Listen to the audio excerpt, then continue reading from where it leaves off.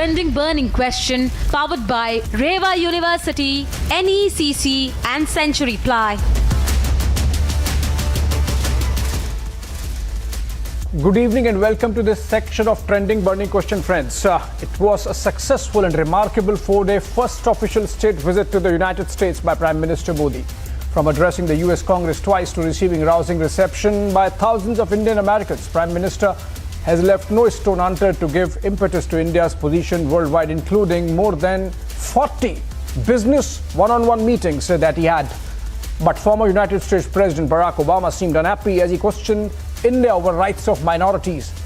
And these comments by Obama on minorities in India has triggered a massive storm. He effectively suggested another partition of India. After Nirmala Sitharaman gave a reality check that 6 Muslim nations were bombed by Obama, another former US official now, Johnny Moore, has slammed the former president and said that India is the most diverse country. Here is a report on what the minority debate is all about, and then I come back to debate. Former US President Barack Obama walked into debate by claiming minorities are under threat in India. But he was shown the mirror by his own people. India is the most diverse country in human history. It's not a perfect country, just like the United States is not a perfect country, but its diversity is its strength, and we should be complementing the largest democracy in the world every chance that we have. While the opposition used the statement to polarize, minority तो वो हिंदुस्तान में जो जुल्म आपकी सरकार ढा रही है, जिस तरह से उनके अधिकार छीन रही है, जिस तरह वो सताए जा रहे हैं, बात उसकी की थी ओबामा साहब ने। ओबामा साहब ने ये कहा था कि अगर मैं होता तो शब्द याद करिए, अगर रहा होता राष्ट्रपति तो उनसे पूछता माइनॉरिटी पर ये जुल्म क्यों हो रहा है और माइनॉरिटी के साथ भेदभाव क्यों हो रहा है। आप मेजॉरिटी की बात कर रही हैं। The Indian government gave a fact check to Obama. एक पूर्व राष्ट्रपति यूनाइटेड स्टेट्स का बयान दे रहे हैं भारत के मुस्लिम्स, और उधर से भी भारत के रिलीजियस टॉलरेंस के ऊपर एक USCIRF है, उनके कमेंट्स आ जाता है। राष्ट्रपति जी ने कुछ बातें बोल रहे हैं, जहां शायद 6 देशों के खिलाफ जहां मुस्लिम पॉपुलेशन डोमिनेंट है, बॉम्बिंग हुई उन्हीं के कालों में। सीरिया से लेकर के, यमन के लेकर के, सऊदी के लेकर के, इराक के लेकर के बॉम्बिंग नहीं हुआ। 7 कंट्री के खिलाफ उसी समय झगड़ा, वॉर लाइक सिचुएशन डेवलप हुआ। But does a US president who bombed at least 6 Muslim countries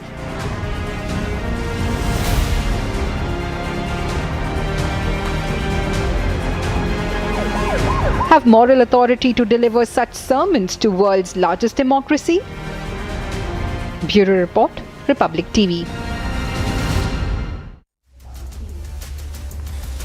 All right, welcome back, friends. The debate is set, and joining us in the studio is Karan Verma. He takes the side of the government.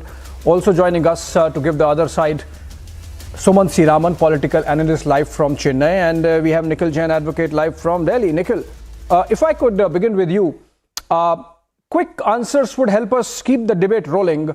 Nikhil, would you agree that Obama, for whatever his motivation, whatever his inclination, whatever his intention, effectively suggested another partition of India? Would you agree with that? He said that India might come apart. Do you agree that he was suggesting another partition, another tukde of India? Not at all. I think that it's putting it too far.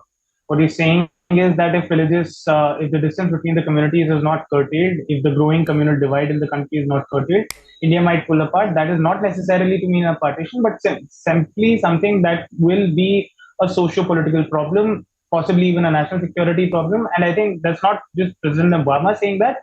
A lot of people in the Indian establishment say that, and I think Prime Minister Modi will himself agree. That is why he keeps on clamoring about Sabka Saath, Sabka Vikas. The problem is that his party doesn't live up to that. What do you mean by blabbering about? Is it not an ideal? Clamor. Is it not an inclusivism ideal? But anyway, I'll come to that. We are opening the debate. We got your opening comments. We got your opening comments. You think that this was not about pulling apart, but I thought so, that yes, it was actually about another breakup of the country. Let me take this to Karan Verma. Karan Verma, Nikhil Jain is not agreeing with me. I strongly think that Obama was gaslighting, almost suggesting that there is a possibility of civil war which might lead to another break of the country. You agree or not? Obama was gaslighting, and let me just at the outset tell you that Obama is factually totally incorrect. Mr. Modi is the Prime Minister who has done the most for Muslims, and let the facts speak for themselves. Abhishek, there are 3 flagship scheme programs of the government. One is the Awas Yojana, Ujjwala Yojana and the Kisan Samman Nidhi Yojana. Muslims in India happen to be 14.2% as per the last census. But in terms of beneficiaries, they happen to be 31, 33 and 36% respectively. As far as Shadi Shagun scheme is concerned, it is exclusively for Muslims. 51,000 to the woman if she completes her graduation, no questions asked. Minorities before 2014, 20,000 skilled. Minorities after 2014, 2 million skilled. Minorities before 2014, 3 crore scholarships. Minorities after 2014, 5 crore scholarships. Minorities before 2014, 5% government jobs. Minorities after 2014, 10% government jobs. So Mr. Obama, please wake up and smell the coffee. These are the hard facts. And unlike you, who went on to bomb 6 other Muslim countries and killed more people than George Bush did, Mr. Modi has actually walked the talk and done more than any Prime Minister has done. He has not appeased, but he's believed in delivery. And that is what Sabka Saath, Sabka Vikas embodies. Right. Sumant Raman, we have had part of this conversation yesterday as well. You were there in the debate. Now, you might agree, not agree or partly agree with the facts and figures that Karan Verma has offered. But as citizens of the country, as patriots, we are talking, we are having this conversation. Who is Barack Obama to be telling us that, oh, if you don't do this, your country might break apart, your country might pull apart, there might be another partition of the country? Should we not really hit back? Should we not tell him, come on, this is none of your business? Okay, why are we discussing this?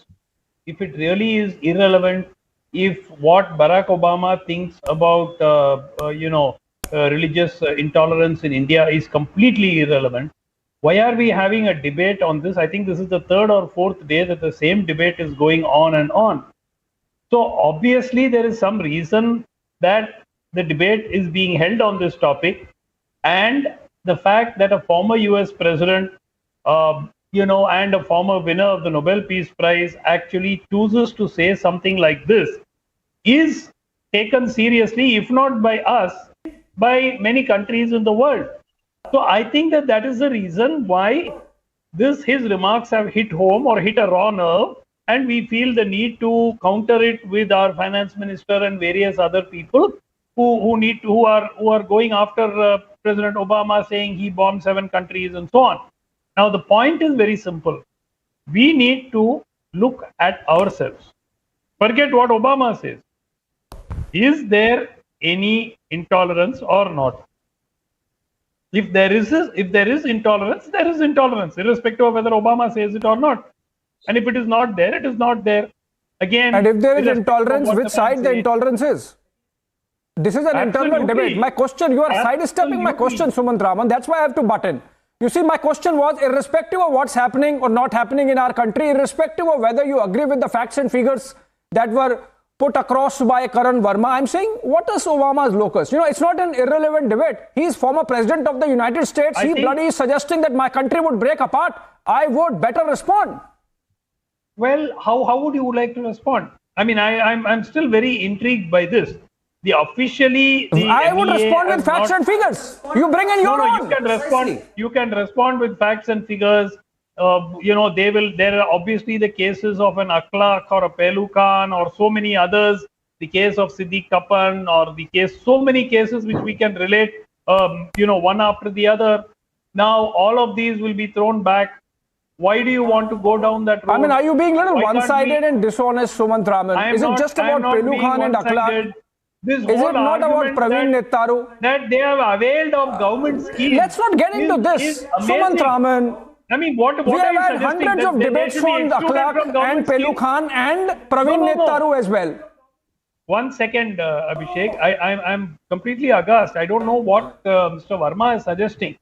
Saying they have availed so much of government schemes. No, he's suggesting that the minorities are well taken care of. He's suggesting that the minorities are better off. He is suggesting, as put across by facts and figures, he is suggesting what the Niti Aayog says. He is suggesting what the Prime Minister's Economic Advisory Council says. He is suggesting what many economists have said, that if you go granular, the minorities of India have better infrastructure, better access to governance, better access to healthcare, better access to education, better access and more freedom to practice their religion than they have had earlier. Sorry. No, tell me one example of whether in the distribution of distribution. No, give me one. Get into specifics then, Sumant Raman. Can you get into specifics? Can you give one example where one member from the minority community was denied their entitlement as per the government scheme when it comes to toilets? Give me one example where a member of the minority community was denied Ujjwala gas based on their religion. Give me one example. Now this is unfair. Give me one example where the minority community member was denied access to Manrega wages because of their community. Give me one example.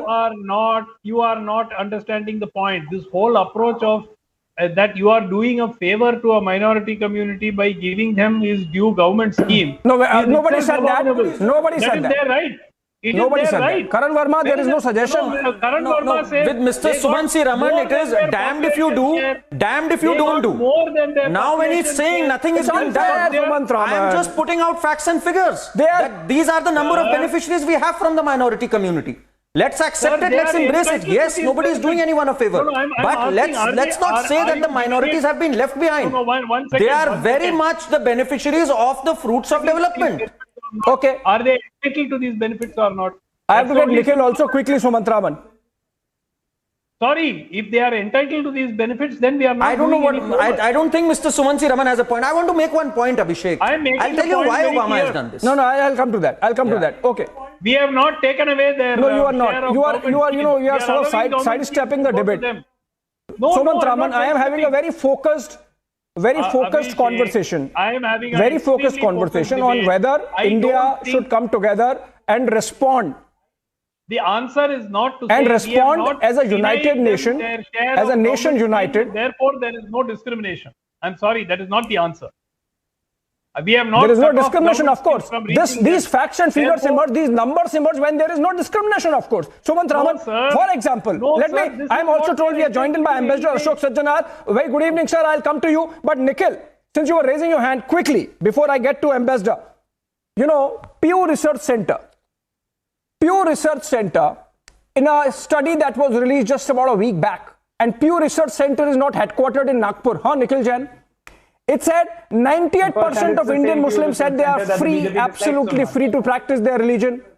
2%, hold on. 2% said they are perhaps not too free to practice their religion. Absolutely 0% who said that they are not at all free. Now, as I said, Pew Research Center is in the United States.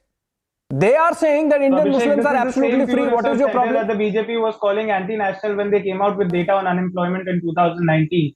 The same President Barack Obama that the BJP is going after today is the one about whom the Prime Minister in his famous "Aam kaise khate hain" interview said that usse to main tu tadak karke baat karta hu. Nobody understood how he was doing tu tadak in English, but that's the same President Barack Obama that we are all criticizing now. See, it is not the prerogative or the moral authority of the President Obama to be talking about. I'm least bothered I'm least bothered. No, listen. I'm least bothered what Obama said in 2015-14.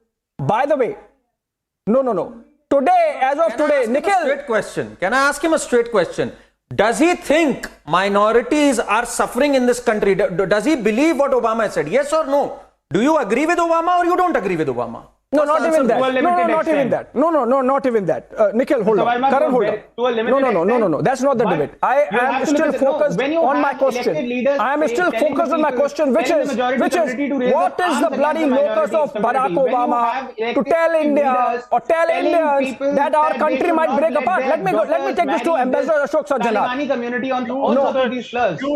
No, irrespective. If the minorities are well taken care of or not taken care of is my business. I will take care of that. As Karnataka showed, elections work in India, democracy works in India. We don't need sermons from Barack Obama, who, by the way, as Finance Minister Nirmala Sitharaman suggested, is no payout on the votes. Hold on. Let me take this to Ambassador Ashok Sajjanar. Let me take this to Ambassador Ashok Sajjanar. He's joined us. Ambassador, you know, the timing is really suspect. Just a couple of hours before Prime Minister was to make appearance with President Joe Biden, Obama gives this interview sort of gaslighting. Did Obama, who, by the way, in 2015 offered India a major non-NATO ally status if we came along and supported the United States in Syria, because they were sort of isolated there and America thought that maybe they would pull India away from Russia. Did Obama come under the pressure from ultra-left within the democratic establishment in saying this? You know, if you look at the sequence of events, because it is, 70 members of the US Congress, Senate and House of Representatives writing to, President Biden that these are the issues that should be raised with him. Then Barack Obama coming. Then, of course, some of these House congressmen and others saying that they are going to boycott the address by Prime Minister Modi to the joint session of the US Congress. I think all these are coming together. And in my view, all of this really fits into, a case of motivated agenda, spreading their own narrative. And it unfortunately goes out of India because there are these few people who, basically from the opposition, I feel, who are have no concrete or no substantive issues to take on the government. So these are the aspects that, they bring out both within the country. They don't get any resonance whatsoever, no traction whatsoever in the country. So they take these issues outside the country. And there are all these very many of these agencies who carry out reports on the health of the Indian democracy, etc., etc. And they come out with, about the hunger index and such reports come out. And all of them, or most of them, are really factually inaccurate. I think those people who come here on the ground and do some surveys like the Pew Research Center has done, they are the ones who come up with more accurate findings. And I think those are the ones that need to be given respect. In any case, I think Mr. Obama has no locus standi whatsoever to say anything, and uncalled for remarks that India could pull apart. Abhishek, I'll tell you why this has happened. I just want to ask both the gentlemen one question. Quickly, Karan Verma first, Sumant Raman then. Quickly. Karan Verma, only 30 seconds. Only 30 seconons, Karan Verma, then Sumant Raman. This was premeditated and orchestrated all along. Let's understand, this is the George Soros model at work. Okay. Mr. Obama has been a stooge of George Soros, and this is not said by me. Okay, Sumant Raman. All conservative news outlets. Okay, Sumant Raman, you agree with Ambassador Sajjanar that this was absolutely uncalled for? Obama has no locus. No, 1 second. Pew Research is a good organization or a bad one? Make up your mind and tell me quickly. Think. No, answer Ambassador Sajjanar about the locus of Obama. He has no business meddling in our affairs. We were quoting. No. I asked you a question. Ambassador Sajjanar says Obama has no locus. What they are doing. And in this case, the debate is not. The debate is not Pew Research. I just quoted of the Muslim. The debate is on the locus standi. I've run out of time. Practicing their religion. Sumant Raman, unfortunately, today you have refused to take any questions because obviously these are disconcerting questions. You don't want to answer on whether Obama has locus. You don't want to answer whether the minorities are better off. You don't want to answer whether India's democracy has it in it to take care of itself like we did in Karnataka. You should be proud of it, but unfortunately, you are beholden to somebody who has no business talking about India's democracy on that. No, thank you so much, Sumant Raman, Nikhil Jain. Nikhil, sorry, run out of time. Karan Verma in the studio, then Ambassador Sajjanar. Short break. On the other side, Anup Goswami is back with the debate.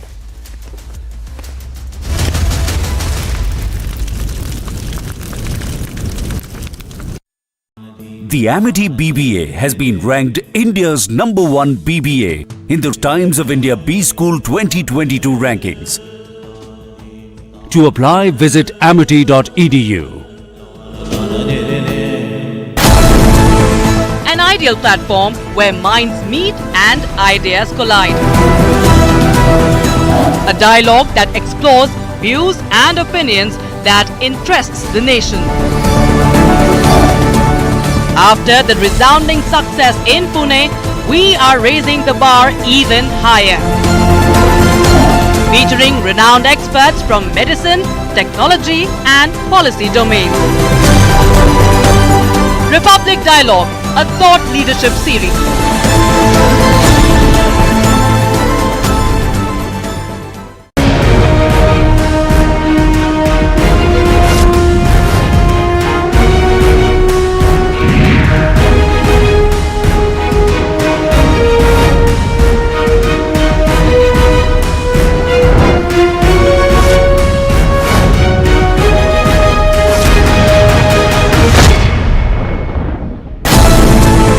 An ideal platform where minds meet and ideas collide. A dialogue that explores views and opinions that interests the nation. After the resounding success in Pune, we are raising the bar even higher. Featuring renowned experts from medicine, technology and policy domains. Republic Dialogue, a thought leadership series.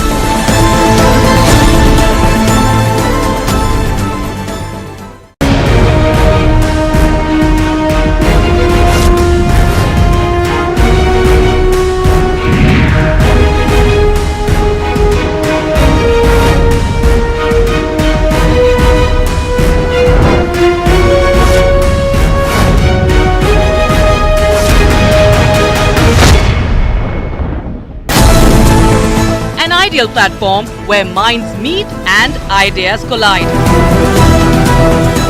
A dialogue that explores views and opinions that interests the nation. After the resounding success in Pune, we are raising the bar even higher. Featuring renowned experts from medicine, technology and policy domains. Republic Dialogue, a thought leadership series.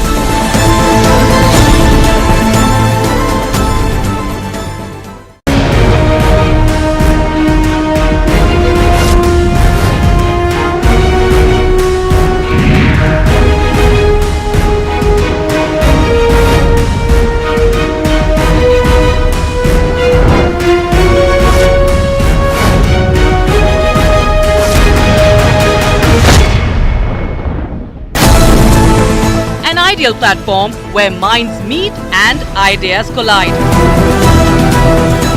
A dialogue that explores views and opinions that interests the nation. After the resounding success in Pune, we are raising the bar even higher. Featuring renowned experts from medicine, technology and policy domains.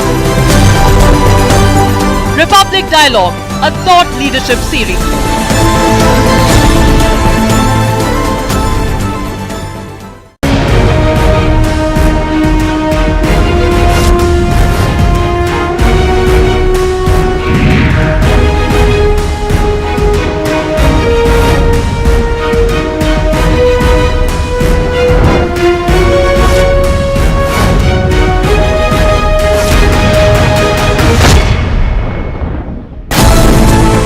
An ideal platform where minds meet and ideas collide. A dialogue that explores views and opinions that interests the nation. After the resounding success in Pune, we are raising the bar even higher. Featuring renowned experts from medicine, technology and policy domains. Republic Dialogue, a thought leadership series.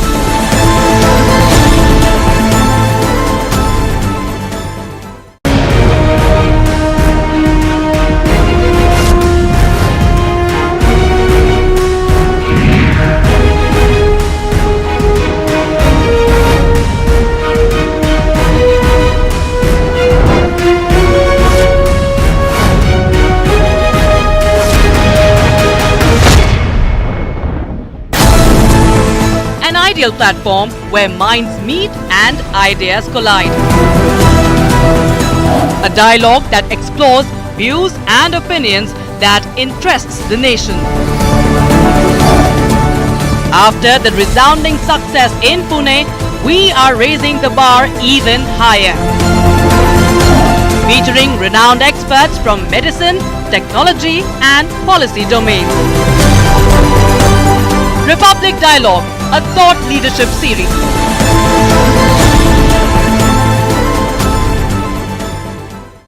The Amity BBA has Republic has always stood for the nation. It has always prided in putting India first. But in the digital news ecosystem, in the way that it has functioned with impunity for decades, there are some and many who have done everything to oppose the nation, to go against Indian interests, to parrot an anti-India fake news narrative across the world through digital. It is time that we change it once and for all. So this July, it's digital first, nation first, republic first.